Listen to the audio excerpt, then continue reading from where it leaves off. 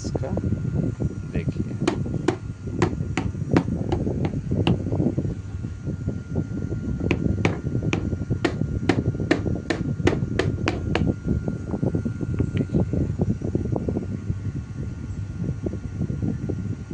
कोई आवाज़ नहीं है, वॉल्यूम घुमा रहे हैं, आवाज़ कम ज़्यादा नहीं हो रहा है।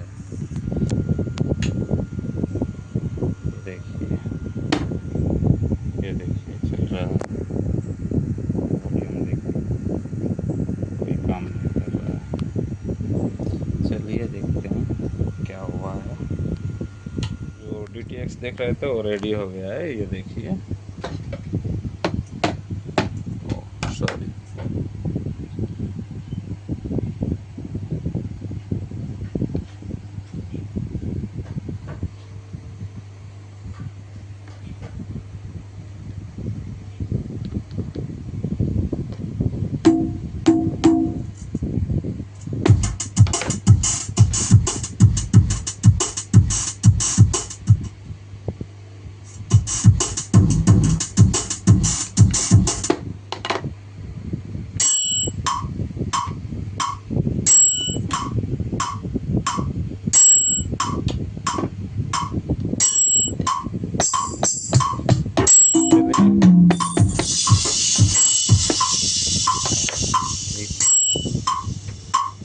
अगर ऐसा कोई प्रॉब्लम है आपको मेरे पास आ सकते हैं, मेरा नंबर दिया हो रहेगा, आके काम करवा के लेके जा सकते हैं। Thank you.